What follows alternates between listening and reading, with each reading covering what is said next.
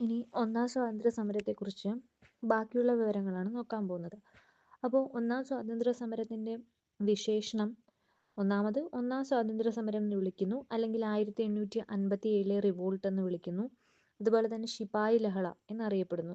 ഈ ശിപായി ലഹള എന്നറിയപ്പെടാനുള്ള കാരണം എന്ന് പറയുന്നത് ശിപായിമാരുടെ പങ്കാളിത്തമാണ്. ശിപായിമാരെന്ന് പറയുമ്പോൾ ഈ പറയുന്ന ബ്രിട്ടീഷ് പട്ടാള സേനയിൽ ഉണ്ടായിരുന്ന ഇന്ത്യൻ പട്ടാളക്കാരെയാണ് ശിപായിമാർ എന്ന് അഭിസംബോധന ചെയ്യുന്നത്.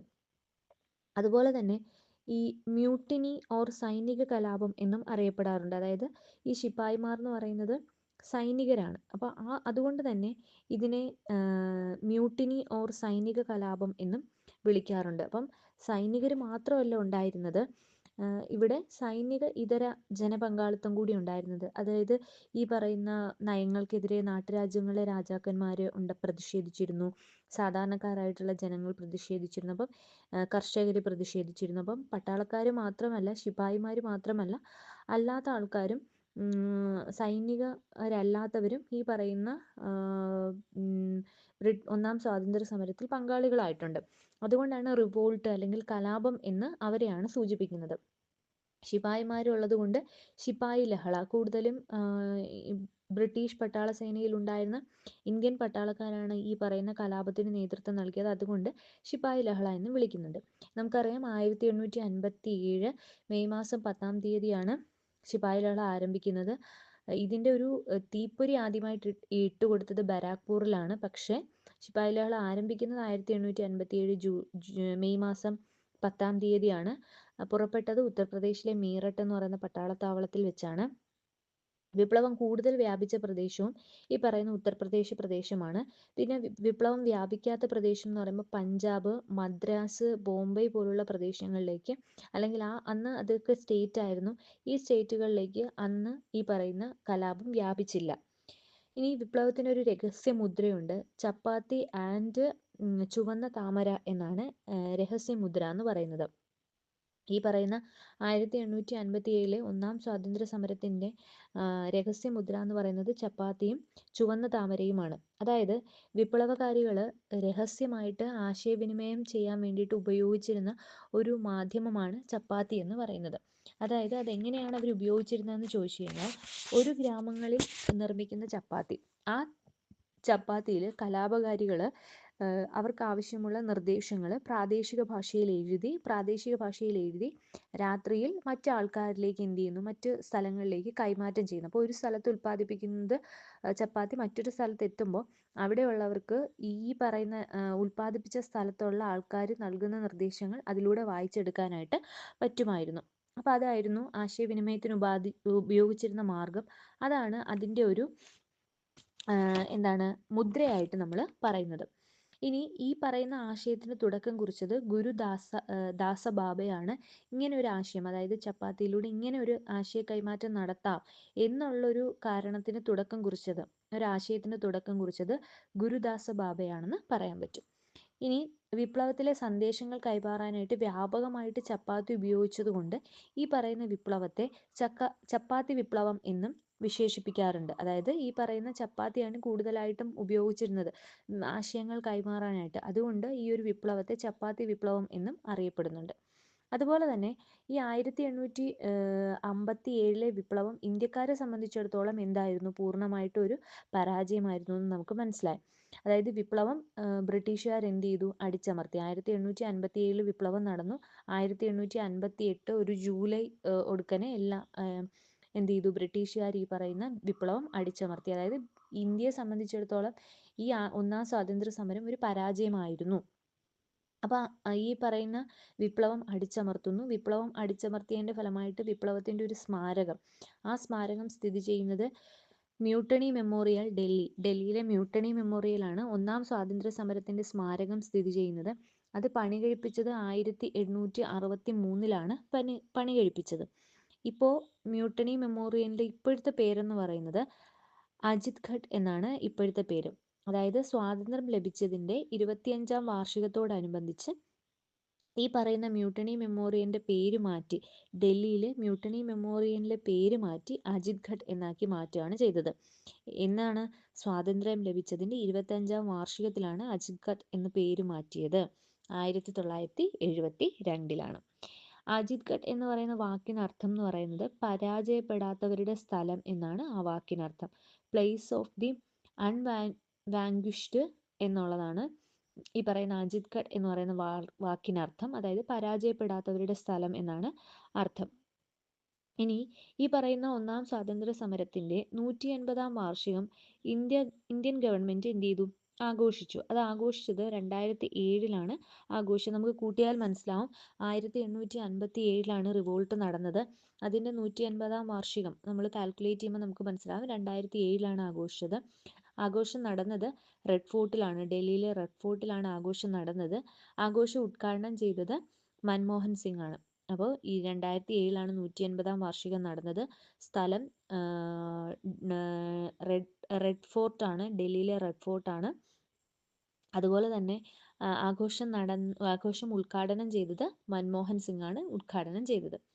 ഇനി ഈ പറയുന്ന 1857 ഒന്നാം സ്വാതന്ത്ര്യ സമരം നടന്നു. അപ്പോൾ ഒന്നാം സ്വാതന്ത്ര്യ സമരത്തെ തുടർന്ന് ഇന്ത്യയിൽ നിന്നും തുടച്ചു മാറ്റപ്പെട്ട അല്ലെങ്കിൽ ഇന്ത്യയിൽ നിന്നും ഇല്ലാതായ രാജവംശം ഏതാണെന്ന് ചോദിച്ചു കഴിഞ്ഞാൽ അത് മുഗൾ രാജവംശമാണ്. ഇല്ലാതായ രാജവംശം ഏതാണെന്ന് ചോദിച്ചു കഴിഞ്ഞാൽ അത് മുഗൾ രാജവംശമാണ്. ഇനി അതിനെപ്പറ്റി നമുക്ക് പറയാം. അതായത് വിപ്ലവം നടക്കുന്ന സമയത്ത് 1857 മെയ് മാസം 9-ാം തീയതി ഉത്തർപ്രദേശിലെ മീററ്റിൽ വിപ്ലവം പൊട്ടിപ്പുറപ്പെട്ടു. അപ്പോൾ വിപ്ലവം തുടങ്ങുന്ന സമയത്ത് മുഗൾ ഭരണാധികാരി എന്ന് പറയുന്നത് ബഹദൂർ ഷാ രണ്ടാമനായിരുന്നു മുഗൾ ഭരണാധികാരി എന്ന് പറയുന്നത്.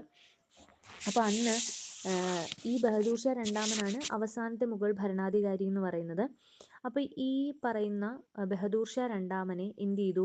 ആ സമയത്ത് വിപ്ലവകാരികൾ എന്ത് ചെയ്തു? ഡൽഹി പിടിച്ചടക്കി എന്ന് പറഞ്ഞു. അപ്പം ബ്രിട്ടീഷുകാരിൽ നിന്നും ഡൽഹി പിടിച്ചടക്കിയിട്ട് ഈ പറയുന്ന ബഹദൂർ ഷാ രണ്ടാമനെ വിപ്ലവകാരികൾ, അതായത് ഇന്ത്യൻ ആൾക്കാർ എന്ത് ചെയ്തു? ബഹദൂർ ഷാ രണ്ടാമനെ രാജാവായിട്ട് പ്രഖ്യാപിച്ചു. അപ്പോൾ ഇന്ത്യയിലെ രാജാവായിട്ട് ബഹദൂർ ഷാ രണ്ടാമനെ ഇവരെന്ത് ചെയ്തു?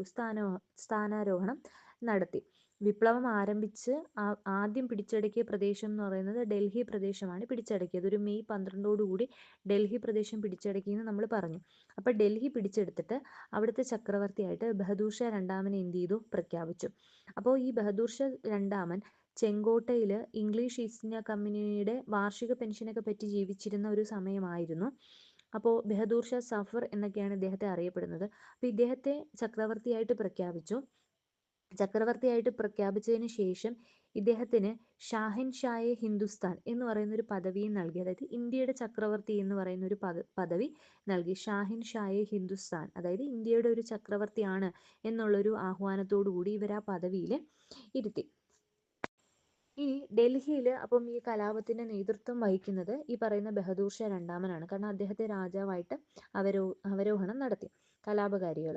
അപ്പോൾ ഇദ്ദേഹത്തോട് ചേർന്ന്, അതായത് ബഹദൂർ ഷാ രണ്ടാമൻ്റെ കൂടെ കലാപത്തിൽ പങ്കുചേർന്നൊരു ബ്രിട്ടീഷ് സൈന്യത്തിലെ ആളായിരുന്നു ഫത്ത് ഖാൻ എന്ന് പറയുന്നത്. അപ്പോൾ ഡൽഹിയിൽ ഒന്നാം സ്വാതന്ത്ര്യ സമരത്തിന് നേതൃത്വം നൽകിയത് ബഹദൂർ ഷാ രണ്ടാമനും ഫത്ത് ഖാനും കൂടി ചേർന്നാണ് ഒന്നാം സ്വാതന്ത്ര്യ സമരത്തിന് എന്ത് ചെയ്തത്? നേതൃത്വം നൽകിയത്. പക്ഷേ ഈ പറയുന്ന ബഹദൂർ ഷാ രണ്ടാമനെ ബ്രിട്ടീഷുകാർ എന്ത് ചെയ്തു? പിടികൂടാൻ ശ്രമിച്ചു. അങ്ങനെ പിടികൂടാൻ ശ്രമിച്ചപ്പോൾ പിടികൂടാനായിട്ട് നിയമിച്ച ഒരു ബ്രിട്ടീഷ് ഉദ്യോഗസ്ഥനാണ് വില്യം ഹോഡ്സൺ എന്ന് പറയുന്നത്. അപ്പോൾ ബഹദൂർ ഷാ രണ്ടാമനെ വില്യം ഹോഡ്സൺ എന്ത് ചെയ്തു? പിടികൂടി. 1857 സെപ്റ്റംബർ 20 ഹുമയൂൺ ചക്രവർത്തിയുടെ ശവകുടീര സ്മാരക കെട്ടിടത്തിന് അടുത്ത് വെച്ചിട്ടാണ്, ഡൽഹിയിൽ തന്നെ അടുത്ത് വെച്ചിട്ടാണ് ഈ ബ്രിട്ടീഷുകാരൻ ബഹദൂർ ഷാ രണ്ടാമനെ പിടികൂടുന്നത്. അപ്പോൾ ബഹദൂർ ഷാ രണ്ടാമൻ ഈ പറയുന്ന രാജാവായിട്ടൊക്കെ നിന്ന് ഈ പറയുന്ന ഇംഗ്ലീഷ് ഈസ്റ്റ് ഇന്ത്യ കമ്പനിക്കും ബ്രിട്ടീഷുകാർക്കും ഒക്കെ എതിരെ പോരാടി 1857 പോരാടുന്ന സമയത്ത് ബഹദൂർ ഷാ രണ്ടാമനെ പിടികൂടണം എന്ന ആവശ്യത്തിൽ ഒരു ബ്രിട്ടീഷ് ഉദ്യോഗസ്ഥനെ നിയമിച്ചു. അദ്ദേഹമാണ് വില്യം ഹോഡ്സൺ. അപ്പോൾ വില്യം ഹോഡ്സൺ ബഹദൂർ ഷാ രണ്ടാമനെ 1857 സെപ്റ്റംബർ 20 ഡൽഹിയിൽ ഹുമയൂൺ ചക്രവർത്തിയുടെ ഒരു ശവകുടീരമുണ്ട്, ആ ശവകുടീര കെട്ടിടത്തിൽ വെച്ച് പിടികൂടി. അപ്പോൾ പിടികൂടിയതോടുകൂടി 1858 ഒക്ടോബർ 7 ഈ പറയുന്ന ബഹദൂർ ഷാ രണ്ടാമനെയും ഈ കൂടെ ഭാര്യയെയും എന്ത് ചെയ്തു, ബ്രിട്ടീഷ് സർക്കാർ ബർമ്മയിലെ റങ്കൂണിലേക്ക് എന്ത് ചെയ്തു, നാട് കടത്തി. 1857 പിടിച്ചതിന് ശേഷം 1858 ബഹദൂർ ഷാ രണ്ടാമനെയും ഭാര്യയും കൂടി ബർമ്മയിലെ റങ്കൂണിലേക്ക് എന്ത് ചെയ്തു, നാട് കടത്തി വിട്ടു. മകനെ കൊന്നതിന് ശേഷം 2 ആൺമക്കളെയും വധിച്ച ശേഷമാണ് ഈ പറയുന്ന ബർമ്മയിലെ റങ്കൂണിലേക്ക് ഇവരെ നാട് കടത്തിയത്. അപ്പോൾ അതോടുകൂടി മുഗൾ രാജവംശത്തിന് 1857 കലാപത്തിന്റെ ഫലമായിട്ട് മുഗൾ രാജവംശം ബഹദൂർ ഷാ രണ്ടാമനോടുകൂടി എന്ത് ചെയ്യാണ്, അവസാനിക്കുകയാണ്. പിന്നെ അത്തരത്തിലൊരു രാജവംശം എന്ത് ചെയ്യുന്നില്ല, നിലനിന്ന് പോരുന്നില്ല. ജീവിതത്തിന്റെ പകൽ തീരാറായി, സന്ധ്യ പടർന്നു തുടങ്ങിയിരിക്കുന്നു. ഇനി ഇരുകാലുകളും നീട്ടി ശവക്കല്ലറയിൽ ഉറങ്ങാം. ജനിച്ച മണ്ണിൽ ലയിക്കാൻ 6 പോലും ലഭിക്കാത്ത സഫർ, നീ എത്ര നിർഭാഗ്യവാൻ എന്ന് ബഹദൂർ ഷാ രണ്ടാമനെ നാട് കടത്തിയപ്പോൾ അദ്ദേഹം തന്നെ നടത്തിയ ഒരു പരാമർശമുണ്ട്. ഇദ്ദേഹത്തെ ബഹദൂർ ഷാ സഫർ എന്നാണ് വിശേഷിപ്പിക്കുന്നത്. അതാണ് ലാസ്റ്റ് വാക്കിൽ പറയുന്നത്, ലഭിക്കാത്ത സഫർ, നീ എത്ര നിർഭാഗ്യവാൻ എന്ന് അദ്ദേഹത്തെ വിശേഷിപ്പിക്കുകയാണ്. കാരണം അദ്ദേഹം അവസാന നിമിഷങ്ങളിൽ ബർമ്മയിലെ റങ്കൂണിലേക്ക് നാടുകടത്തപ്പെടുവാണ്. അപ്പോൾ അതുകൊണ്ട് അദ്ദേഹത്തിന്റെ അവസ്ഥ തന്നെ അദ്ദേഹം സ്വയം എന്ത് ചെയ്യാണ്, ഇത്തരത്തിലുള്ള ഒരു വാക്കിലൂടെ പരാമർശിക്കുകയാണ്. ഇനി അദ്ദേഹത്തെ റങ്കൂണിലേക്ക് എന്ത് ചെയ്യാണ്, നാട് കടത്തുന്നു. 1861 റങ്കൂണിൽ വെച്ച് എന്ത് ചെയ്യുന്നു, ബഹദൂർ ഷാ രണ്ടാമൻ മരണപ്പെടുന്നു. അപ്പോൾ അദ്ദേഹത്തിന്റെ ശവകുടീരവും ഈ പറയുന്ന റങ്കൂണിൽ തന്നെയാണ്, ബർമ്മയിലെ റങ്കൂണിൽ തന്നെയാണ്. റങ്കൂണിന്റെ ഇപ്പോഴത്തെ പേരെന്ന് പറയുന്നത് യാങ്കോൺ എന്നാണ്. അപ്പോൾ ബർമ്മയുടെ പുതിയ പേരെന്താണ്, മ്യാൻമർ. അപ്പം ഇപ്പോൾ ബർമ്മ അറിയപ്പെടുന്നത് മ്യാൻമർ ആണ്. മ്യാൻമറിലെ യാങ്കോണിലാണ്, അതായത് യാങ്കോണിന്റെ പഴയ പേരാണ് റങ്കൂൺ എന്ന് പറയുന്നത്. അപ്പോൾ മ്യാൻമറിലെ യാങ്കോണിലാണ് ഈ പറയുന്ന ബഹദൂർ ഷാ രണ്ടാമന്റെ ശവകുടീരം സ്ഥിതി ചെയ്യുന്നത്. ഇനി 1857 വിപ്ലവ സമയത്ത് ബ്രിട്ടീഷ് രാജ്ഞി എന്ന് പറയുന്നത് വിക്ടോറിയ രാജ്ഞിയാണ്. ബ്രിട്ടീഷ് പ്രധാനമന്ത്രി എന്ന് പറയുന്നത് പാൽമർസ്റ്റോൺ പ്രഭുവാണ്. ഇനി ഇന്ത്യയുടെ അല്ലെങ്കിൽ ഇംഗ്ലീഷ് ഈസ്റ്റ് ഇന്ത്യ കമ്പനിയുടെ ഗവർണർ ജനറൽ ആയിരുന്നത് നമുക്കറിയാം കാനിങ് പ്രഭുവാണ്.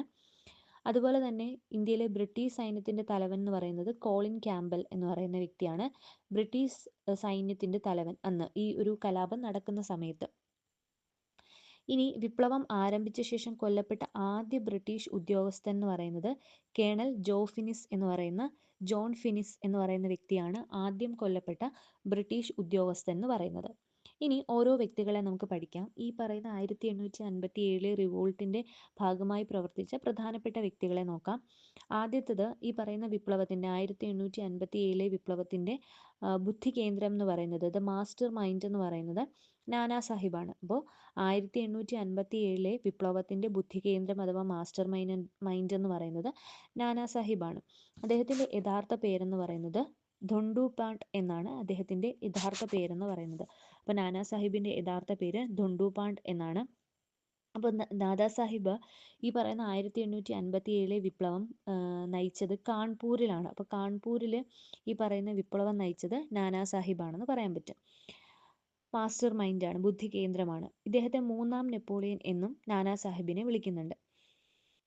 1857 വിപ്ലവം നമുക്ക് പറഞ്ഞു പരാജയമായിരുന്നു. അപ്പോൾ ആ പരാജയത്തെ തുടർന്ന് ഇംഗ്ലീഷുകാർ ഇദ്ദേഹത്തിൻ്റെ പെൻഷൻ എന്ത് ചെയ്തു, നിരോധിച്ചു. അതായത് ഇദ്ദേഹം കാൺപൂരിൽ 1857 വിപ്ലവത്തിന് നേതൃത്വം നൽകിയത് നാനാ സാഹിബാണ്. ബുദ്ധികേന്ദ്രമാണ് നാനാ സാഹിബ്. അപ്പം നാനാ സാഹിബിന് അതുവരെ പെൻഷൻ നൽകിയിരുന്നു ബ്രിട്ടീഷുകാർ. പക്ഷേ ആ സമയം തൊട്ട് ബ്രിട്ടീഷുകാർ അദ്ദേഹത്തിൻ്റെ പെൻഷൻ നിരോധിച്ചു.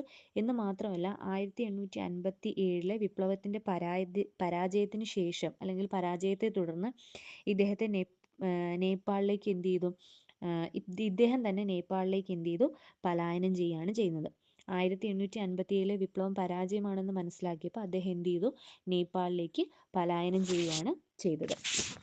ഇനി നാനാ സാഹിബ് പറയുമ്പോൾ നമുക്ക് എടുത്തു പറയേണ്ട ഒരു വ്യക്തിയാണ് നാനാ സാഹിബിൻ്റെ സൈനിക തലവനായിട്ടുള്ള താന്തിയ തോപ്പി. ഇപ്പം നാനാ സാഹിബിൻ്റെ സൈനിക തലവനാണ് താന്തിയ തോപ്പി. അപ്പം താന്തിയ തോപ്പി നാനാ സാഹിബുമാണ് കാൺപൂരിൽ ഈ പറയുന്ന വിപ്ലവത്തിന് നേതൃത്വം നൽകിയത്.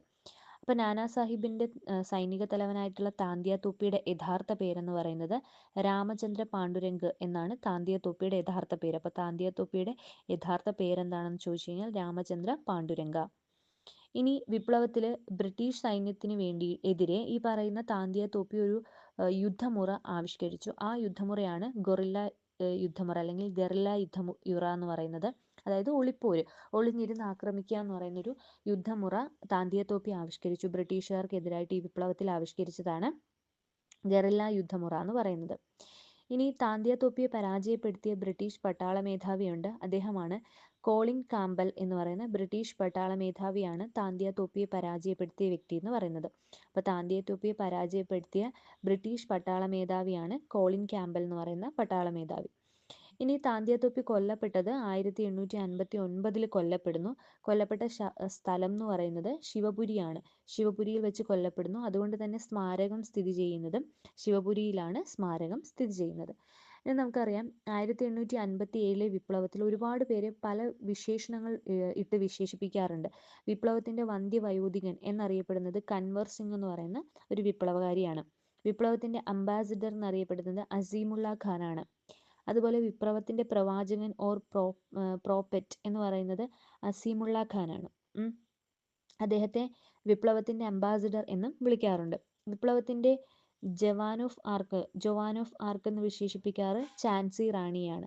അപ്പോൾ വിപ്ലവത്തിന്റെ ജവാൻ ഓഫ് ആർക്ക് എന്ന് വിശേഷിപ്പിക്കുന്നത് ഝാൻസി റാണിയാണ്. അപ്പോൾ വിപ്ലവത്തിന്റെ വന്ധ്യവയോധികൻ എന്ന് വിളിക്കുന്നത് കൻവർ സിംഗിനെയും വിപ്ലവത്തിന്റെ അംബാസിഡർ അല്ലെങ്കിൽ വിപ്ലവത്തിന്റെ പ്രവാചകൻ എന്ന് വിളിക്കുന്നത് അസീമുള്ള ഖാനെയും വിപ്ലവത്തിന്റെ ജവാൻ ഓഫ് ആർക്ക് എന്ന് വിശേഷിപ്പിക്കുന്നത് ഝാൻസി റാണിയെയുമാണ്.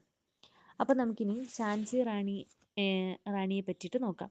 ഝാൻസി റാണിയുടെ യഥാർത്ഥ പേരെന്ന് പറയുന്നത് മണികർണിക എന്നാണ്. ഝാൻസി റാണിയുടെ യഥാർത്ഥ പേര് മണികർണിക. പിന്നെ ഝാൻസി റാണിയെ മനു, അതുപോലെ തന്നെ മനുഭായി എന്നൊക്കെ ഝാൻസി റാണി എന്ത് ചെയ്യാറുണ്ട്, വിശേഷിപ്പിക്കാറുണ്ട്. അപ്പോൾ ഝാൻസി റാണി വിപ്ലവ സമയത്ത് വിപ്ലവകാരികൾക്കിടയിൽ ഝാൻസി റാണി രഹസ്യമായിട്ട് അറിയപ്പെടുന്ന ഒരു പേരുണ്ട്. ആ പേരാണ് ചബേലി എന്ന് പറയുന്നത്. അപ്പോൾ വിപ്ലവ സമയത്ത് ഝാൻസി റാണി രഹസ്യമായിട്ട് അറിയപ്പെടുന്ന, അതായത് വിപ്ലവകാരികൾക്കിടയിൽ മാത്രം അറിയപ്പെടുന്ന രഹസ്യ പേരെന്ന് പറയുന്നത് ചബേലി എന്നാണ്. അപ്പോൾ ചബേലി എന്ന് വിളിക്കാനുള്ള ചബേലി എന്നാണ്, അതായത് കൊട്ടാരത്തിലെ ഈ ഝാൻസി റാണിയുടെ കൊട്ടാരത്തിലുള്ള പരിചാരകർ പോലും ഝാൻസി റാണിയെ ചബേലി എന്നാണ് എന്ത് ചെയ്തിരുന്നത്, വിളിച്ചിരുന്നത്. ഝാൻസി റാണി ഝാൻസി എന്ന് പറയുന്ന പ്രദേശത്ത് 1857 വിപ്ലവത്തിന് നേതൃത്വം നൽകി. ഝാൻസി റാണിയെ വധിച്ച ബ്രിട്ടീഷ് ഉദ്യോഗസ്ഥനുണ്ട്. അദ്ദേഹത്തിൻ്റെ പേരാണ് ഹ്യൂഗ് റോസ്. അപ്പോൾ ഹ്യൂഗ് റോസ് ആണ് ഝാൻസി റാണിയെ വധിച്ചത്. 1858 ജൂൺ 18 ഗ്വാളിയാറിൽ വെച്ചിട്ടാണ് ഝാൻസി റാണി എന്ത് ചെയ്യുന്നത്, മരിക്കുന്നത്. ഹ്യൂഗ് റോസ് ആണ് അദ്ദേഹത്തെ എന്ത് ചെയ്യുന്നത്, വധിക്കുന്നത്. അപ്പോൾ ഈ പറയുന്ന ഝാൻസി റാണിയെ വധിച്ചതിന് ശേഷം ഹ്യൂഗ് റോസ് നടത്തിയ ഒരു പരാമർശമുണ്ട്. എന്താണെന്ന് വെച്ച് കഴിഞ്ഞാൽ വിപ്ലവകാരികൾക്കിടയിലെ ശക്തയും സമുന്നതയുമായ നേതാവ് എന്ന് ഹ്യൂഗ് റോസ് ഝാൻസി റാണിയെ വിശേഷിപ്പിച്ചു. നെഹ്റു വിശേഷിപ്പിച്ചത് ഇങ്ങനെയാണ്: ഇരുണ്ട പശ്ചാത്തലത്തിലെ പ്രകാശമാനമായ ബിന്ദു എന്നാണ് വിശേഷിപ്പിച്ചത്. ഇരുണ്ട പശ്ചാത്തലത്തിലെ പ്രകാശമാനമായ ബിന്ദു, അതായത് ഗ്ലിംസസ് ഓഫ് വേൾഡ് ഹിസ്റ്ററി എന്ന് പറയുന്ന പുസ്തകത്തിലാണ് അദ്ദേഹം ഇത് വിശേഷിപ്പിച്ചത്. ഓക്കെ. ഇനി വിപ്ലവ സമയത്ത് അല്ലെങ്കിൽ കൊല്ലപ്പെടുന്ന സമയത്ത് ഝാൻസി റാണി ഒരു കുതിരയെ ഉപയോഗിച്ചിരുന്നു, അല്ലെങ്കിൽ ഉപയോഗിച്ച കുതിര എന്ന് പറയുന്നത് ഖാദൽ എന്ന് പറയുന്ന ഒരു കുതിരയാണ് ഉപയോഗിച്ചത്. അതായത് വിപ്ലവ സമയത്ത് അല്ലെങ്കിൽ കൊല്ലപ്പെടുന്ന ആ ഒരു സമയത്ത് ഝാൻസി റാണി ഉപയോഗിച്ചിരുന്ന കുതിരയാണ് ബാദൽ എന്ന് പറയുന്ന കുതിര. ഇനി വിപ്ലവ സമയത്തെ റാണിയുടെ ജീവിതവുമായിട്ട് ബന്ധപ്പെട്ട് പുറത്തിറങ്ങിയ ഒരു ഹിന്ദി സിനിമയാണ് Manikarnika the Queen of Jhansi എന്ന് പറയുന്നത്. അപ്പം ഈ ഝാൻസി റാണിയുമായിട്ട് ബന്ധപ്പെട്ട് അവരുടെ ജീവിതം ആസ്പദമാക്കി 2019 ഇറങ്ങിയൊരു സിനിമയാണ് Manikarnika the Queen of Jhansi എന്ന് പറയുന്നത്. അപ്പോൾ ഈ സിനിമയിൽ അഭിനയിച്ചത് കങ്കണ റണാവത്താണ്. അപ്പോൾ കങ്കണ റണാവത്തിന് 2019 മികച്ച നടിക്കുള്ള ദേശീയ അവാർഡ് നേടിക്കൊടുത്ത ഒരു സിനിമ കൂടിയാണ് ഈ പറയുന്ന Manikarnika the Queen of Jhansi എന്ന് പറയുന്ന സിനിമ. അടുത്തത് മംഗൾ പാണ്ഡെ. അപ്പം നമ്മൾ ആദ്യം പരാമർശിച്ച ഒരു പേര്, അതായത് ഈ വിപ്ലവത്തിന് കാരണമായ ഒരു വ്യക്തിയെന്ന് നമ്മൾ പരാമർശിച്ച് തുടങ്ങിയ ഒരു പേരാണ് മംഗൾ പാണ്ഡെ. അപ്പം മംഗൾ പാണ്ഡെയെ പറ്റി കൂടുതലായിട്ട് നോക്കാം. ഈ പറയുന്ന 1857 റിവോൾട്ടിലെ അല്ലെങ്കിൽ വിപ്ലവത്തിൻ്റെ ആദ്യ രക്തസാക്ഷിയാണ്, ഇന്ത്യൻ ഭാഗത്തു നിന്നുള്ള ആദ്യ രക്തസാക്ഷിയാണ് മംഗൾ പാണ്ഡെ എന്ന് പറയുന്നത്. ഇദ്ദേഹം ശിപായി ആയിരുന്നു. അതായത് ബരാക്പൂർ എന്ന് പറയുന്ന ബരാക്പൂർ സൈനിക സേനയിൽ ഒരംഗമായിരുന്നു. അതായത് കമ്പനി പട്ടാളത്തിലെ ഒരു ഇന്ത്യൻ സൈനികനായിരുന്നു ഈ പറയുന്ന മംഗൾ പാണ്ഡെ എന്ന് പറയുന്നത്. അപ്പോൾ ഇദ്ദേഹം ഉൾപ്പെടുന്ന സൈനിക വിഭാഗം എന്ന് പറയുന്നത് 34ാം ബംഗാൾ തദ്ദേശീയ കാലാൾപ്പട, അത് ബരാക്പൂർ കേന്ദ്രമാക്കിയുള്ള 34 നമ്പർ ബംഗാൾ തദ്ദേശീയ കാലാൾപ്പടയിലെ ഒരു സൈനിക ഉദ്യോഗസ്ഥനായിരുന്നു, അല്ലെങ്കിൽ ഒരു പട്ടാളക്കാരനായിരുന്നു. ഇവർ വിശേഷിപ്പിക്കുന്ന പോലെ ഒരു ശിപായി ആയിരുന്നു മംഗൾ പാണ്ഡെ എന്ന് പറയുന്നത്. മംഗൾ പാണ്ഡെ സൈനിക ക്യാമ്പിൽ മംഗൾ പാണ്ഡെ എന്ത് ചെയ്തു? ഒരാളെ വധിച്ചു. അപ്പോൾ മംഗൾ പാണ്ഡെ വധിച്ച ബ്രിട്ടീഷ് ഉദ്യോഗസ്ഥൻ ആരാണ്?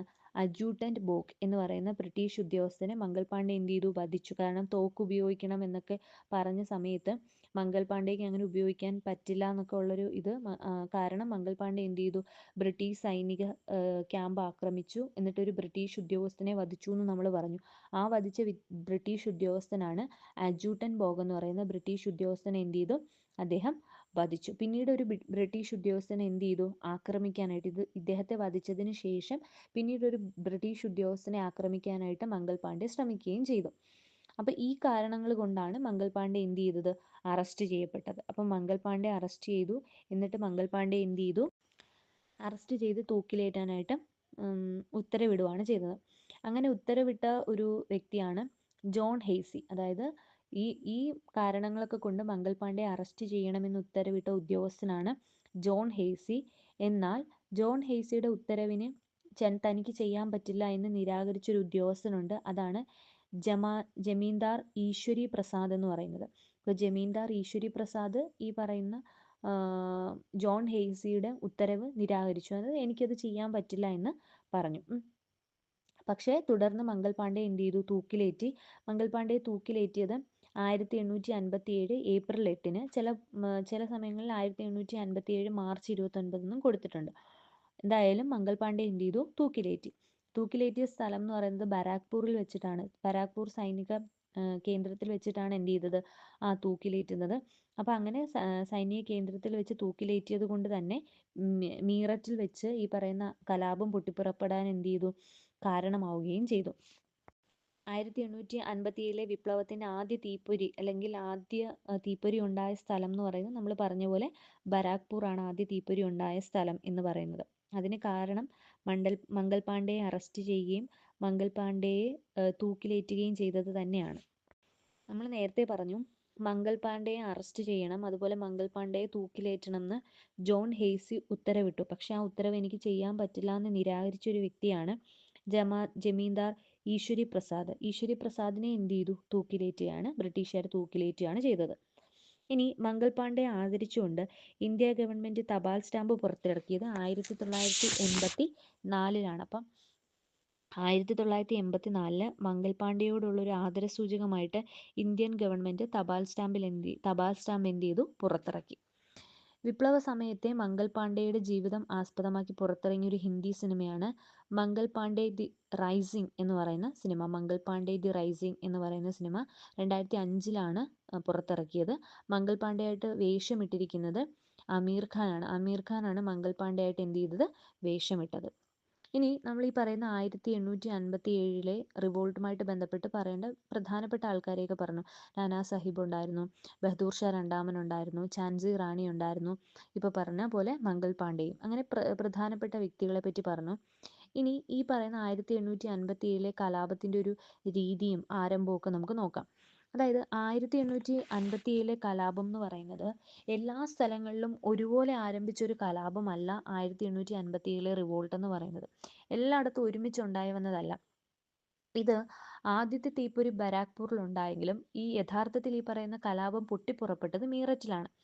പിന്നീട് അതിനുശേഷം പതുക്കെ ബാക്കിയുള്ള സ്ഥലങ്ങളിലേക്ക് ആശയവിനിമയമൊക്കെ നടത്തി പിന്നീട് ഡൽഹിയിലേക്കും ലക്നൌവിലേക്കും അങ്ങനെ ചെറിയ ചെറിയ സ്ഥലങ്ങളിലേക്കൊക്കെ വ്യാപിക്കുകയായിരുന്നു ചെയ്തത്. അതായത് എല്ലാ സ്ഥലത്തും ഒരേപോലെയല്ല ഈ പറയുന്ന കലാപം ആരംഭിച്ചത്. ഒരു സ്ഥലത്ത് തുടങ്ങുന്നു, പിന്നെ കലാപം മറ്റൊരു സ്ഥലത്ത് അറിഞ്ഞ് പിന്നീട് എന്ത് ചെയ്യുന്നു? മറ്റൊരു സ്ഥലത്തേക്ക് പോയാണ് അവിടെയും ഈ കലാപം പൊട്ടിപ്പുറപ്പെടുന്നത്. കലാപം ആരംഭിക്കുന്നതിന് ശിപായികൾ സ്വീകരിച്ച മാർഗങ്ങൾ എന്ന് പറയുന്നത് ഇപ്പം വെടിമുഴക്കിയും ബ്യൂഗ്ലിൻ്റെ ശബ്ദമൊക്കെ കൊടുത്ത് ഇപ്പം കലാപം ഇവിടെ തുടങ്ങിയിട്ടുണ്ട്, അപ്പുറത്തേക്ക് വ്യാപിപ്പിക്കണം എന്നൊക്കെ ഉള്ള ഒരു ആശയങ്ങൾ എത്തിച്ചു കൊടുക്കാൻ വേണ്ടിയിട്ട് അവർ ഇത്തരത്തിലുള്ള മാർഗങ്ങൾ എന്ത് ചെയ്തു? ഉപയോഗിച്ചു. പിന്നീട് കലാപകാരികൾ മുദ്രാവാക്യം വിളിച്ച് സംഘടിക്കുക, അവർ വിദേശികളെ പുറത്താക്കുന്ന നയങ്ങൾ ആവിഷ്കരിക്കുക, അത്തരത്തിലാണ് കലാപം നടന്നത്. അപ്പോൾ ഒരിക്കലും കലാപം എന്ന് പറയുന്നത് എല്ലായിടത്തും ഒരുമിച്ച് പൊട്ടിപ്പുറപ്പെട്ട ഒരു കലാപമല്ല എന്ന് ആലോചിക്കണം. അത് ഓരോ മേഖലകളിൽ പുറപ്പെട്ട് പിന്നീട് ഒരു വലിയ കലാപമായിട്ടൊരു ജനകീയ പങ്കാളിത്തത്തോടു കൂടിയുള്ള ഒരു വലിയ കലാപമായിട്ട് എന്ത് ചെയ്യാണ് മാറുകയാണ് ചെയ്തത്. ഇനി ഈ ഒരു കലാപത്തിന്റെ ഫലമായിട്ട് ബ്രിട്ടീഷ് വസതികൾ തകർത്തു. അതേതുപോലെ വിദേശ വസ്തുക്കൾ സമ്പത്തുമൊക്കെ കൈവശപ്പെടുത്താനായിട്ട് ശ്രമിച്ചു. ബ്രിട്ടീഷ് സ്ഥാപനങ്ങൾ, ഈസ്റ്റ് ഇന്ത്യ കമ്പനി പോലുള്ള ബ്രിട്ടീഷ് സ്ഥാപനങ്ങൾ തകർക്കാനായിട്ട് ഈ പറയുന്ന സമരസേനാനികൾ ശ്രമിച്ചു. അതുപോലെ തന്നെ ജയിലുകൾ, ബ്രിട്ടീഷുകാരുടെ ജയിലുകൾ, ആദ്യം തന്നെ നമ്മൾ പറഞ്ഞു 85ഓളം പട്ടാളക്കാരെ ജയിലിൽ അടച്ചിരുന്നു എന്ന് പറഞ്ഞു. അപ്പോൾ അവരെയൊക്കെ മോചിപ്പിക്കാനുള്ള കാര്യങ്ങളൊക്കെ ചെയ്തത് നമ്മൾ കണ്ടു. അത് ജയിലുകളൊക്കെ തകർത്തിട്ടാണ് അത്തരത്തിലുള്ള കാര്യങ്ങളൊക്കെ ചെയ്തത്.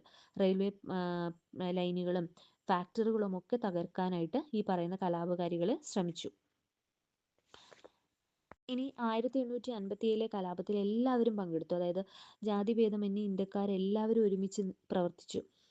ബ്രിട്ടൻ എന്ന ഒരു ശത്രുവിനെതിരെ എല്ലാവരും കൂടെ ഒരുമിച്ചാണ് എന്ത് ചെയ്തത്, പോരാടിയത്. അവിടെ എന്താണ് ഈ പറയുന്ന നാട്ടുരാജാക്കന്മാർ, ഈ പറയുന്ന സ്ട്രഗിളുകളൊക്കെ അനുഭവിക്കുന്ന നാട്ടുരാജാക്കന്മാർ, സൈനികർ, അതുപോലെ തന്നെ സാധാരണക്കാരായ ജനങ്ങൾ, കർഷകർ, അങ്ങനെ എല്ലാ മത മേലധികാരികൾ, അല്ലെങ്കിൽ ജാതിമത ഭേദമന്യേ ഇന്ത്യയിലുള്ള എല്ലാ ജനങ്ങളും ഈ പറയുന്ന പ്രക്ഷോഭത്തിൽ എന്ത് ചെയ്തു, മുന്നോട്ട് വന്നു. അതിൽ പ്രധാനമായിട്ട് നേതൃത്വം നൽകിയത് നമ്മൾ പറഞ്ഞ പോലെ ഈ ഇന്ത്യൻ സൈനികരാണ്, അല്ലെങ്കിൽ ശിപായിമാരാണ്. അപ്പോൾ അതുകൊണ്ടാണ് ഈ ശിപായി ലഹള എന്ന് മെയിനായിട്ട് ഇതിനെ വിളിക്കാനുള്ള പ്രധാനപ്പെട്ട ഒരു കാരണം എന്ന് പറഞ്ഞാൽ അതിന് കുറേ കൂടി നേതൃത്വം നൽകിയത് ഈ പറയുന്ന സൈനികരായിരുന്നു, അല്ലെങ്കിൽ ശിപായിമാരായിരുന്നു എന്ന് പറയാനായിട്ട് പറ്റും. ഇനി വിപ്ലവത്തിലെ ഓരോ സ്ഥലങ്ങളെയും നയിച്ച വിപ്ലവകാരികൾ ആരൊക്കെയാണെന്ന് നമുക്ക് ജസ്റ്റ് ഒന്ന് നോക്കാം. കാൺപൂരിലെ വിപ്ലവം നയിച്ചത് നമുക്കറിയാം. കാൺപൂരിൽ നാനാ സാഹിബും താന്തിയ തോപ്പിയുമാണ്. കാൺപൂര് നാനാ സാഹിബ് അദ്ദേഹത്തിൻ്റെ സംഘത്തിലുള്ള താന്തിയ തോപ്പിയും കൂടിയാണ് കാൺപൂരിൽ വിപ്ലവം നയിച്ചത്. ഡൽഹിയിൽ നമുക്കറിയാം ബഹദൂർ ഷാ രണ്ടാമനും ഫക്ത് ഖാനുമാണ് ഡൽഹിയിൽ വിപ്ലവത്തിന് നേതൃത്വം നൽകിയത്. ഝാൻസിയിൽ ഝാൻസി റാണിയാണ്. അതുപോലെ ഗ്വാളിയാർ എന്ന് പറയുന്ന പ്രദേശത്തും ഝാൻസി റാണിയും താന്തിയ തോപ്പിയുമാണ് എന്ത് ചെയ്തത്, നേതൃത്വം നൽകിയത്. അതുപോലെ ഫൈസാബാദിൽ മൗലവി അഹമ്മദുള്ളയാണ് നേതൃത്വം നൽകിയത്. ഫൈസാബാദിൽ മൗലവി അഹമ്മദുള്ള. അതുപോലെ തന്നെ ബീഹാർ, ജഗത്പൂർ, ആര പോലുള്ള സ്ഥലങ്ങളിൽ കൻവർ സിംഗ് ആണ് നേതൃത്വം നൽകിയത്. അതുപോലെ മധുരയിൽ ദേവി സിംഗ് ആണ് നേതൃത്വം നൽകിയത്. ഹരിയാനയിൽ റാവു തുലാറാമാണ് നേതൃത്വം നൽകിയത്. ഇനി ലക്നൗ, ആഗ്ര, അയോധ്യ പോലുള്ള സ്ഥലങ്ങളിൽ ബീഗം ഹസ്രത് മഹലാണ് നേതൃത്വം നൽകിയത്. ഇനി അതേസമയം ബറേലി, റോഹിൽഖട്ട് തുടങ്ങിയ സ്ഥലങ്ങളിൽ ഖാൻ ബഹദൂർ ഖാനാണ് നേതൃത്വം നൽകിയത്. ഇനി ചോട്ടാ നാഗ്പൂരിലെ സിംഗ്ഫം എന്ന് പറയുന്ന സ്ഥലത്ത് ഗോനു എന്ന് പറയുന്ന ആളാണ് നേതൃത്വം നൽകിയത്. ഇനി ഫിറോസ് ഷാ കോട്ടയിൽ മാൻഡസോർ എന്ന് പറയുന്ന ആളാണ് നേതൃത്വം നൽകിയത്. ഇനി ഉത്തർപ്രദേശിലെ പർഗാന എന്ന് പറയുന്ന ബറൌട്ട് പർഗാന എന്ന് പറയുന്ന സ്ഥലത്ത് ഷാമൽ ആണ് നേതൃത്വം നൽകിയത്. ഇനി ഔധുണ്ട്. ഔധിൽ നേതൃത്വം നൽകിയത് ബിർജിസ് ഖാദറും അതുപോലെ ബീഹം റഹ്മത്തുൽ മഹലുമാണ് നേതൃത്വം നൽകിയത്. ഇനി രാജസ്ഥാനിലെ കോട്ടയിൽ നേതൃത്വം നൽകിയത് ജയ് ദയാൽ എന്ന് പറയുന്ന ആളാണ്. ജയ് ദയാൽ എന്ന് പറയുന്ന ആളാണ് രാജസ്ഥാനിലെ കോട്ടയിൽ നേതൃത്വം നൽകിയത്. ഇനി നമ്മൾ പ്രധാനമായിട്ട് പറഞ്ഞു മീററ്റിൽ നേതൃത്വം നൽകിയത് കദം സിംഗ് ആണ്. മീററ്റിൽ നേതൃത്വം നൽകിയത്, മീററ്റിലാണ് പൊട്ടിപ്പുറപ്പെട്ടത്. അപ്പോൾ മീററ്റിൽ നേതൃത്വം നൽകിയത് കദം സിംഗ് ആണ് നേതൃത്വം നൽകിയത്. അതുപോലെ ആസാമിൽ നേതൃത്വം നൽകിയത് മണിറാം ദത്തയാണ് ആസാമിൽ നേതൃത്വം നൽകിയത്. അപ്പോൾ ആസാമിൽ ഒന്നാം സ്വാതന്ത്ര്യ സമരത്തിന് നേതൃത്വം നൽകിയത് മണിറാം ദത്തയാണ്. അതുപോലെ തന്നെ മാൺല ഖേരി മധ്യപ്രദേശിലാണ്. മാൺല ഖേരി സ്ഥലങ്ങളിൽ ഈ പറയുന്ന വിപ്ലവത്തിന് നേതൃത്വം നൽകിയത് റാണി അവന്തിഭായ് ലോധിയാണ് നേതൃത്വം നൽകിയത്. റാണി അവന്തിഭായ് ലോധിയാണ് നേതൃത്വം നൽകിയത്. അപ്പോൾ ഇങ്ങനെ ഒരുപാട് സ്ഥലങ്ങൾ. പിന്നെ അലഹബാദ്. അപ്പോൾ അലഹബാദ് എന്ന് പറയുന്ന സ്ഥലത്ത് ഈ പറയുന്ന ഒന്നാം സ്വാതന്ത്ര്യ സമരത്തിന് നേതൃത്വം നൽകിയത് ലിയാഖത്ത് അലി എന്ന് പറയുന്ന ഒരു വ്യക്തിയാണ്. ലിയാഖത്ത് അലി എന്ന് പറയുന്ന വ്യക്തിയാണ് നേതൃത്വം നൽകിയത്. അപ്പോൾ ഇത്തരത്തിൽ ഒരുപാട് സ്ഥലങ്ങളിൽ, ഒരുപാട് ചുറ്റുമുള്ള സ്ഥലങ്ങളിൽ നേതൃത്വം നൽകിയ വ്യക്തികളുണ്ട്. കാൺപൂരിൽ നാനാ സാഹിബ്, താന്തിയ തോപ്പി, അപ്പം തുടങ്ങിയ മീററ്റിൽ കദം സിംഗ് ആണ് മീററ്റിൽ നേതൃത്വം നൽകിയത്. അതുപോലെ ഡൽഹി വരുമ്പോൾ ബഹദൂർ ഷാ രണ്ടാമനും ഭക്ത് ഖാനുമാണ്. ഝാൻസിയിലും ഝാൻസി റാണി ഗ്വാളിയാറിൽ താന്തിയ തോപ്പിയും ഝാൻസി റാണിയും, ആസാമിൽ മണിറാം ദത്ത. അപ്പോൾ അത്തരത്തിൽ ഒരുപാട് സ്ഥലങ്ങളിൽ ഒരുപാട് വിപ്ലവകാരികൾ എന്ത് ചെയ്തു, 1857 വിപ്ലവത്തിന് നേതൃത്വം നൽകിയ വ്യക്തികളാണെന്ന് പറയാൻ പറ്റും. അതുപോലെ ഡൽഹി പറയുമ്പോൾ നമുക്ക് ബഹദൂർ ഷാ രണ്ടാമനെ വധിച്ചതും ഒക്കെ നമ്മൾ പറഞ്ഞു കഴിഞ്ഞു. രാജസ്ഥാനിലെ കോട്ട വരുമ്പം ജയ്ദയാൽ, അതുപോലെ മധുരയിലേക്ക് വരുമ്പോൾ ദേവി സിംഗ്, ഇത്തരത്തിലുള്ള വ്യക്തികളൊക്കെ നേതൃത്വം നൽകിയ വിപ്ലവകാരികളാണെന്ന് പറയാൻ പറ്റും. ഇനി നമ്മൾ ഒന്നാം സ്വാതന്ത്ര്യ സമരം ഇത്തരത്തിൽ കടന്നു പോകുന്നു. ഒന്നാം സ്വാതന്ത്ര്യ സമരത്തെ അടിച്ചമർത്താനായിട്ട് ബ്രിട്ടീഷുകാർക്ക് എന്ത് ചെയ്തു, കഴിഞ്ഞു, അടിച്ചമർത്താൻ കഴിഞ്ഞു. അപ്പം കലാപത്തിന് ശേഷം മുഗൾ ഭരണ സംവിധാനം എന്ത് ചെയ്തു, തകർന്നു. അതായത് നമ്മൾ പറഞ്ഞു ബഹദൂർ ഷാ രണ്ടാമനോടുകൂടി മുഗൾ സാമ്രാജ്യം എന്ത് ചെയ്തു, കലാപകാരികൾ നശിപ്പിച്ചു, അല്ലെങ്കിൽ മുഗൾ സാമ്രാജ്യം അതോടുകൂടി തീർന്നു. പിന്നെ ഈ കലാപത്തെ അടിച്ചമർത്താൻ വേണ്ടിയിട്ട് ബ്രിട്ടീഷുകാർ ആവിഷ്കരിച്ച ചില കാര്യങ്ങൾ എന്ന് പറഞ്ഞാൽ, ബ്രിട്ടീഷുകാർ എന്ത് ചെയ്തു, ഉത്തരേന്ത്യയിൽ മുഴുവൻ പട്ടാള നിയമം എന്ത് ചെയ്തു, പ്രഖ്യാപിച്ചു. അതുപോലെ തന്നെ കലാപ സാധ്യത ഇല്ലാതാക്കാനുള്ള നിയമങ്ങളെല്ലാം തന്നെ എന്ത് ചെയ്തു, പാസ്സാക്കി. എവിടെ കലാപം ഉണ്ടോ അവിടെ അത് ഇല്ലാതാക്കാൻ വേണ്ടിയിട്ട് അതുമായിട്ട് അനുകൂലമുള്ള എല്ലാ നിയമങ്ങളും എന്ത് ചെയ്തു, പാസ്സാക്കുകയുണ്ടായി. അതുപോലെ തന്നെ ആൾക്കാരെ ചുമ്മാ ശിക്ഷിക്കാനും ജയിലിലിടാനും ഒക്കെ തുടങ്ങി. അപ്പോൾ ജയിലിലിടുമ്പോൾ അവർ പുറത്തേക്ക് വരത്തില്ലല്ലോ. അപ്പം ഇന്ത്യക്കാരെ ഒരു വിചാരണയും കൂടാതെ അവരെ ശിക്ഷിക്കാനും ജയിലിലടയ്ക്കാനും ഒക്കെ ബ്രിട്ടീഷുകാർ ശ്രമിച്ചു. അതുപോലെ തന്നെ കൂടുതൽ കൂടുതൽ സൈന്യത്തെ ബ്രിട്ടീഷുകാരുടെ ഇംഗ്ലണ്ടിൽ നിന്നൊക്കെ ഉള്ളൊരു സൈന്യത്തെ ബ്രിട്ടീഷുകാരുടെ സൈന്യത്തിലേക്ക് കൂട്ടിച്ചേർത്തുകൊണ്ടിരുന്നു. അപ്പോൾ അവിടുത്തെ സൈനിക ബലം എന്ത് ചെയ്തു, കൂടിക്കൊണ്ടേയിരുന്നു. അപ്പോൾ ഇതൊക്കെ ഈ പറയുന്ന ഒന്നാം സ്വാതന്ത്ര്യ സമരം അടിച്ചമർത്താൻ വേണ്ടി ബ്രിട്ടീഷുകാർ ചെയ്ത കാര്യങ്ങളാണ്. അതിൽ തന്നെ ഝാൻസിയിലും ഗ്വാളിയാറിലും ഹ്യൂഗ് റോസ് എന്ന് പറയുന്ന ഒരു ബ്രിട്ടീഷുകാരനാണ് ഈ വിപ്ലവം അടിച്ചമർത്താൻ വേണ്ടി കച്ചകെട്ടി ഇറങ്ങിയത്. അപ്പം നമുക്കറിയാം ഝാൻസി റാണിയെ വധിച്ചത് ഈ പറയുന്ന ഹ്യൂഗ് റോസ് ആണെന്ന് പറഞ്ഞായിരുന്നു. പിന്നെ ഡൽഹിയിൽ ജോൺ നിക്കോൾസൺ ആണ്. അപ്പം ഡൽഹിയിൽ ജോൺ നിക്കോൾസൺ ആണ്. ഈ ജോൺ നിക്കോൾസൺ ആണ് ബഹദൂർ ഷാ രണ്ടാമനെയൊക്കെ വധിക്കാൻ കാരണമായ ബ്രിട്ടീഷ് ഉദ്യോഗസ്ഥൻ എന്ന് പറയുന്നത്. അപ്പോൾ ഇത്തരത്തിൽ ഓരോ ഉദ്യോഗസ്ഥനെ അവരും എന്ത് ചെയ്തു, ഓരോ പ്രദേശത്ത് ഈ സമരം അടിച്ചമർത്താൻ വേണ്ടി നിയോഗിച്ചു. ഇനി നമ്മുടെ ഒന്നാം സ്വാതന്ത്ര്യ സമരം പരാജയപ്പെടാനുള്ള പ്രധാനപ്പെട്ട കാരണം എന്ന് പറയുന്നത് നല്ലൊരു നേതൃത്വം ഉണ്ടായിരുന്നില്ല. കലാപത്തിന് നല്ലൊരു നേതൃത്വം എന്ത് ചെയ്യുന്നില്ല, ഉണ്ടായിരുന്നില്ല. പിന്നെ അത് മാത്രമല്ല, കലാപം കൃത്യമായിട്ടുള്ള ഒരു ആസൂത്രണത്തോടു കൂടി നടന്നൊരു കലാപമായിരുന്നില്ല. എല്ലാ സ്ഥലങ്ങളിലും ഒരേ സമയം പൊട്ടിപ്പുറപ്പെട്ടതുമല്ല. ഒരു സ്ഥലത്തുണ്ടാവുന്നു, അവിടുന്ന് കുറച്ച് ആൾക്കാരെ സംഘടിക്കുന്നു, പിന്നീട് അത് വേറൊരു സ്ഥലത്തേക്ക് വരുന്നു. അങ്ങനെ മിക്ക സ്ഥലങ്ങളിലും പല പല സമയങ്ങളിലാണ് എന്ത് ചെയ്തത്, ഈ പറയുന്ന കലാപം പൊട്ടിപ്പുറപ്പെട്ടതും കലാപം നടക്കുന്നതും. അപ്പോൾ അങ്ങനെ വരുമ്പോൾ കലാപത്തിനൊരു സംഘടിതമായിട്ടുള്ളൊരു സ്വഭാവം നഷ്ടപ്പെട്ടു, അല്ലെങ്കിൽ അത്തരത്തിലൊരു സംഘടിതമായിട്ടുള്ള സ്വഭാവം ഇല്ലാതിരിക്കുന്നു. അതുപോലെ തന്നെ ഒരു ആസൂത്രണത്തിൻ്റെയും ഒരു ആശയവിനിമയത്തിൻ്റെയും ഒക്കെ കുറവ് അവിടെ സംഭവിക്കുന്നുണ്ട്. അപ്പോൾ അത്തരത്തിലുള്ള ആശയവിനിമയത്തിൻ്റെയും ഒക്കെ കുറവ് കാരണം ഈ പറയുന്ന കലാപം പെട്ടെന്ന് അടിച്ചമർത്താനായിട്ട് പറ്റുന്നുണ്ട്. കലാപകാരികളെ അപേക്ഷിച്ച് സൈനിക ശേഷിയും നമുക്ക് വളരെ കുറവാണ്. ഈ പറയുന്ന ബ്രിട്ടീഷുകാരെ വെച്ച് നോക്കുമ്പോൾ സൈനിക ശേഷി കുറവാണ്, ആയുധങ്ങളുടെ അഭാവം നല്ല രീതിയിലുണ്ട്, അതുപോലെ തന്നെ പരിശീലനം ലഭിക്കാത്തവർ കൂട്ടത്തിലുണ്ട്. അപ്പം അവരുടെയൊക്കെ അഭാവം.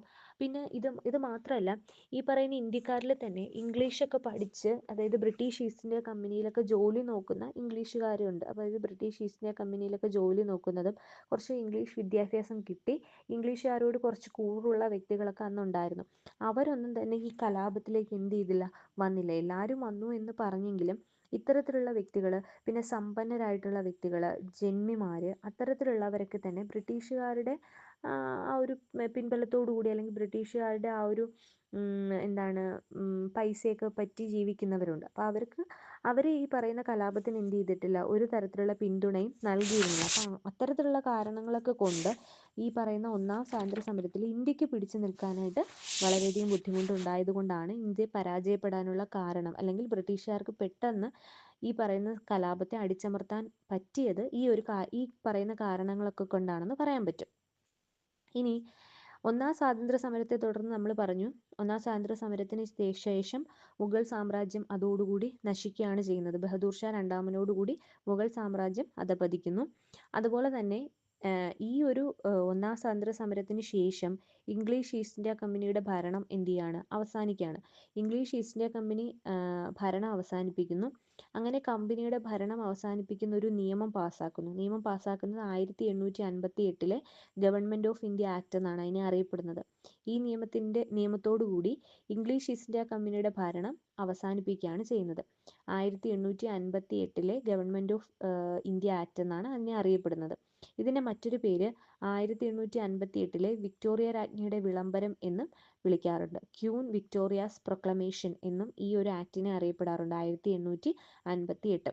അപ്പോൾ ഈ ഒരു ആക്ടോടു കൂടി ഈ പറയുന്ന ഈ ഇംഗ്ലീഷ് ഈസ്റ്റ് ഇന്ത്യ കമ്പനിയുടെ ഭരണം അവസാനിക്കുകയാണ് ചെയ്യുന്നത്. ഇനി ഈ പറയുന്ന പ്രൊക്ലമേഷൻ അല്ലെങ്കിൽ ഈ പറയുന്ന വിക്ടോറിയ രാജ്ഞിയുടെ വിളംബരം ഇന്ത്യൻ ജനതയുടെ വിമോചനത്തിന്റെ മാഗ്ന കാർട്ട എന്നും എന്ത് ചെയ്യുന്നുണ്ട്, വിശേഷിപ്പിക്കുന്നുണ്ട്. Act for the better government of India എന്നും പറയാറുണ്ട്. ഇന്ത്യൻ ജനതയുടെ വിമോചനത്തിന്റെ മാഗ്ന കാർട്ട എന്നാണ് 1858 ഗവൺമെന്റ് ഓഫ് ഇന്ത്യ ആക്ട്, അല്ലെങ്കിൽ അതിന്റെ മറ്റൊരു പേര് 1858 വിക്ടോറിയ രാജ്ഞിയുടെ വിളംബരം എന്നാണ് ഈ പറയുന്ന ഒരു പ്രൊക്ലമേഷൻ അറിയപ്പെടുന്നത്. അപ്പോൾ അതോടുകൂടി കമ്പനിയുടെ ഭരണം എന്ത് ചെയ്തു, അവസാനിച്ചു. ഇതൊക്കെ വിപ്ലവം കഴിഞ്ഞതിന് ശേഷം ഉണ്ടായ മാറ്റങ്ങൾ എന്തൊക്കെയാണെന്നാണ് പറയുന്നത്. ഇനി 1858 ബ്രിട്ടീഷ് രാജ്ഞിയുടെ വിളംബരത്തോടു കൂടി, അതായത് ഈ പറയുന്ന പ്രൊക്ലമേഷനോട് കൂടി ഇംഗ്ലീഷ് ഈസ്റ്റ് ഇന്ത്യ കമ്പനിയുടെ വാഴ്ച അല്ലെങ്കിൽ അവരുടെ അധികാരവും അവരുടെ ഭരണമൊക്കെ തീർന്നുവെങ്കിലും ഇന്ത്യ എന്ത് ചെയ്തു, ബ്രിട്ടീഷ് സാമ്രാജ്യത്തിന്റെ ഭാഗമായി മാറി. അതായത് ഇന്ത്യയെ ബ്രിട്ടീഷുകാർ എന്ത് ചെയ്തു, അവരുടെ സാമ്രാജ്യത്തോട് കൂട്ടിച്ചേർക്കുന്ന രീതിയിൽ കുറച്ചുകൂടി സ്ട്രോങ് ആയിട്ടുള്ള രീതിയിൽ ബ്രിട്ടീഷുകാർക്ക് ഇന്ത്യയുടെ മേൽ ഒരു ആധിപത്യം ഉറപ്പിക്കാനായിട്ട് കഴിഞ്ഞു. അപ്പോൾ അങ്ങനെ കഴിഞ്ഞതോടുകൂടി ഇന്ത്യയുടെ മൊത്തത്തിലുള്ള ഒരു ഇന്ത്യൻ ഭരണാധികാരിയായിട്ട് വിക്ടോറിയ രാജ്ഞി എന്ത് ചെയ്തു, അവരോധിക്കപ്പെട്ടു. അപ്പം ബ്രിട്ടീഷുകാർ ഇന്ത്യയെ അവരുടെ ഉള്ളിലേക്ക് അല്ലെങ്കിൽ അവരിലേക്ക് വിളിച്ചു ചേർത്തു, അല്ലെങ്കിൽ അവരിലേക്ക് കൊണ്ടുവന്നു. ബ്രിട്ടീഷ് സാമ്രാജ്യത്തിലേക്ക് ഇന്ത്യയെ കൂട്ടിച്ചേർത്തതോടുകൂടി ഇന്ത്യയുടെ തന്നെ ഭരണാധികാരിയായിട്ട് ആര് മാറുകയാണ്, വിക്ടോറിയ രാജ്ഞി മാറുകയാണ്. അതേസമയം ഈ നിയമം ബ്രിട്ടീഷ് പാർലമെന്റിൽ അവതരിപ്പിച്ചത് അന്നത്തെ പ്രൈം മിനിസ്റ്റർ ആയിരുന്ന ബ്രിട്ടീഷുകാരുടെ പ്രൈം മിനിസ്റ്റർ ആയിരുന്ന പാൽമർസ്റ്റോൺ പ്രഭുവാണ്. ബ്രിട്ടീഷുകാരുടെ പ്രൈം മിനിസ്റ്റർ ആയിട്ടുള്ള പാൽമർസ്റ്റോൺ പ്രഭുവാണ്. ഇനി അത് കൂടാതെ തന്നെ ഇന്ത്യൻ ജനതയെ ഭരിക്കാനായിട്ട് ബ്രിട്ടീഷ് ഗവൺമെന്റ് ഏർപ്പെടുത്തിയ മറ്റൊരു പദവിയാണ് സെക്രട്ടറി ഓഫ് സ്റ്റേറ്റ് എന്ന് പറയുന്നത്. അത്തരത്തിലൊരു പദവി കൂടി ഇൻട്രൊഡ്യൂസ് ചെയ്തു. ഇന്ത്യൻ ജനതയെ ഭരിക്കാനായിട്ട് ബ്രിട്ടീഷ് ഗവൺമെന്റ് ഒരു പദവി കൊണ്ടുവന്നു, അതാണ് സെക്രട്ടറി ഓഫ് സ്റ്റേറ്റ് എന്ന് പറയുന്ന പദവി. ഇനി secretary of state British cabinet അംഗമായിരുന്നു എന്ന് പറയാം. സെക്രട്ടറി ഓഫ് സ്റ്റേറ്റ് ബ്രിട്ടീഷ് ക്യാബിനറ്റിലെ അംഗങ്ങളായിരുന്നു സെക്രട്ടറി ഓഫ് സ്റ്റേറ്റ് ആയിട്ട് നിൽക്കുന്നത്. ഇനി സെക്രട്ടറി ഓഫ് സ്റ്റേറ്റിന് ഉപദേശം നൽകാനായിട്ട് വേറൊരു സമിതിയെ നിയോഗിച്ചു, അതാണ് ഇന്ത്യൻ കൗൺസിൽ എന്ന് പറയുന്നത്. ഇതെല്ലാം വിപ്ലവത്തിന് ശേഷം ഉണ്ടായ മാറ്റങ്ങളാണെന്ന് ഓർക്കണം. ഈ നിയമപ്രകാരം, അതായത് ഈ പറയുന്ന ഒരു ഗവർണർ, ഈ പറയുന്ന സെക്രട്ടറി ഓഫ് സ്റ്റേറ്റും 1858 നിയമപ്രകാരം ഗവർണർ ജനറൽ എന്ന് പറയുന്ന, അതുവരെ ഗവർണർ ജനറൽ എന്ന് പറയുന്ന ഒരു സ്ഥാനമായിരുന്നു ഉണ്ടായിരുന്നത്. നമ്മൾ പറഞ്ഞു ഡൽഹൌസി പ്രഭുവൊക്കെ ഗവർണർ ജനറൽ ആയിരുന്നു എന്ന് നമ്മൾ പറഞ്ഞു. അപ്പോൾ ഗവർണർ ജനറൽ എന്ന് പറയുന്ന ഒരു സ്ഥാനം മാറി വൈസ്രോയി എന്നൊരു സ്ഥാനം വന്നു. അതായത് നമ്മൾ കാനിങ് പ്രഭു ഒക്കെ വരുന്ന സമയത്ത് നമ്മൾ പറഞ്ഞു അവർ വൈസ്രോയി ആണ്. അത് രണ്ടും ഒരേ പദവിയാണെങ്കിലും പേരങ്ങോട്ടും ഇങ്ങോട്ടും മാറ്റി. 1857 വിപ്ലവത്തിന് ശേഷം ഈ പറയുന്ന ഗവർണർ ജനറൽ എന്ന് പറയുന്ന പേര് മാറ്റി, അല്ലെങ്കിൽ ആ സ്ഥാനം റദ്ദാക്കി പകരം വൈസ്രോയി എന്ന് പറയുന്ന ഒരു സ്ഥാനമാണ് നിലനിർത്തിക്കൊണ്ട് പോന്നിരുന്നത്. വൈസ്രോയി എന്ന് പറയുന്ന വാക്കിനർത്ഥം രാജാവിന്റെ അല്ലെങ്കിൽ രാജ്ഞിയുടെ പ്രതിനിധി എന്നുള്ളതാണ്. ഇവിടെ വിക്ടോറിയ രാജ്ഞിയാണ് വന്നത്. അപ്പോൾ വിക്ടോറിയ രാജ്ഞിയുടെ വൈസ്രോയി ആയിട്ട് ഇന്ന വ്യക്തി എന്നുള്ള രീതിയിൽ, അപ്പോൾ രാജ്ഞിയുടെ അല്ലെങ്കിൽ രാജാവിന്റെ പ്രതിനിധി എന്നാണ് ഈ പറയുന്നത് അറിയപ്പെടുന്നത്. 1858 മുതൽ ഈ പറയുന്ന വൈസ്രോയി എന്ന് പറയുന്ന പദവി എന്ത് ചെയ്തു, നിലവിൽ വരുന്നു.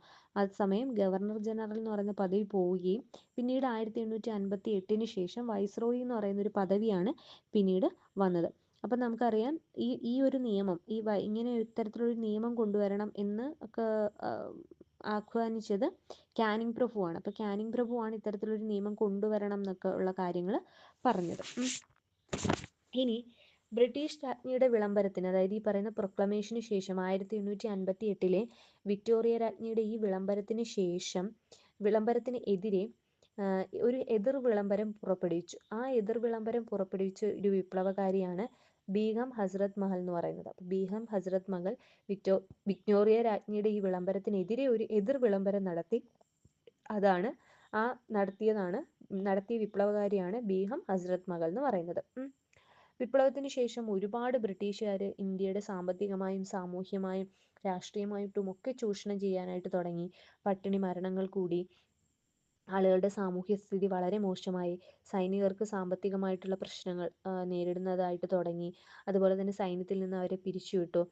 മുസ്ലിങ്ങളുടെയും മറ്റും ഭൂമി കണ്ടുകിട്ടി. അത് അവരുടെ സ്വത്തൊക്കെ കണ്ടുകിട്ടിയിട്ട് അവർക്കപ്പം സ്വത്തുക്കളും മറ്റൊന്നും കിട്ടാതെ വന്നു. അത്തരത്തിലുള്ള ഒരുപാട് പ്രശ്നങ്ങൾ 1857 റിവോൾട്ടിന് ശേഷം അനന്തരഫലമായിട്ട് ഉണ്ടാവുകയുണ്ടായി. പിന്നീട് ഈ വിപ്ലവത്തിന് ശേഷം ഇംഗ്ലീഷുകാർ, അല്ലെങ്കിൽ വിപ്ലവത്തിന് ശേഷം ബ്രിട്ടീഷുകാർ കൊണ്ടുവന്നൊരു ഒരു നയം ഉണ്ടായിരുന്നു. അതായത് ഇന്ത്യയുടെ ജനതയെ ഭരിക്കാനായിട്ട് അവർ കൊണ്ടുവന്നൊരു നയം ഉണ്ടായിരുന്നു. എന്താണെന്ന് വെച്ച് കഴിഞ്ഞാൽ ഭിന്നിപ്പിച്ച് ഭരിക്കുക, ഡിവൈഡ് ആൻഡ് റൂൾ പോളിസി എന്ന് പറയും. ഡിവൈഡ് റൂൾ പോളിസി, അതായത് ഇവർ ഇന്ത്യയെ ഭിന്നിപ്പിച്ച് ഭരിക്കുക എന്ന് പറയുന്ന ഒരു ആശയം ഇന്ത്യയിലേക്ക് ഇംപ്ലിമെന്റ് ചെയ്യാൻ തുടങ്ങിയത്, അല്ലെങ്കിൽ ഈ നയത്തിലൂടെ ഇന്ത്യയെ ഭിന്നിപ്പിക്കാം എന്നുള്ളൊരു ആശയം കൊണ്ടുവന്നത് ഈ പറയുന്ന 1857 വിപ്ലവത്തിന് ശേഷമാണ്. അപ്പോൾ വിപ്ലവാനന്തരം ഇന്ത്യൻ ജനതയെ ഭരിക്കാനായിട്ട് ബ്രിട്ടീഷുകാർ കൊണ്ടുവന്നൊരു നയമാണ്, അല്ലെങ്കിൽ ഒരു മാർഗമാണ് ഭിന്നിപ്പിച്ച് ഭരിക്കുക എന്ന് പറയുന്ന മാർഗം. അപ്പോൾ അങ്ങനെ വരുമ്പോൾ ഹിന്ദുക്കളുണ്ട്, മുസ്ലിംസ് ഉണ്ട്, അങ്ങനെ പല മതങ്ങളിൽപ്പെട്ട വ്യക്തികളുണ്ട്. അപ്പോൾ അവരെയൊക്കെ ഇത്തരത്തിൽ ഭിന്നിപ്പിച്ച് അവർക്കിടയിൽ തന്നെ ഒരു കോൺഫ്ലിക്റ്റ് ക്രിയേറ്റ് ചെയ്യുക, അത് ഇന്ത്യയെ തന്നെ മൊത്തത്തിൽ നശിപ്പിക്കാൻ പറ്റുന്ന രീതിയിലേക്ക് കൊണ്ടുപോവുക. ഇത്തരത്തിലുള്ള ഒരു നയമാണ് പിന്നീട് ബ്രിട്ടീഷുകാർ എന്ത് ചെയ്തത്, സ്വീകരിച്ചത്. പിന്നെ പക്ഷേ ബ്രിട്ടീഷുകാർ ഈ പറയുന്ന 1857 വിപ്ലവത്തിന് ശേഷം പിൻവലിച്ച ഒരു നിയമം, അവർ തന്നെ 1848 കൊണ്ടുവന്ന ദത്തവകാശ നിയമം ഉണ്ടായിരുന്നു. ആ ദത്തവകാശ നിയമം 1857 ഒന്നാം സ്വാതന്ത്ര്യ സമരത്തിന് ശേഷം പിൻവലിച്ചത് 1859 അപ്പോൾ 1859 വിപ്ലവാനന്തരം ദത്തവകാശ നിരോധന നിയമം എന്ത് ചെയ്തു, പിൻവലിച്ചു. അല്ലെങ്കിൽ അങ്ങനെ ഒരു നിയമം വേണ്ട എന്നുള്ള രീതിയിലേക്ക് ബ്രിട്ടീഷുകാർ എന്ത് ചെയ്തു, എത്തപ്പെട്ടു.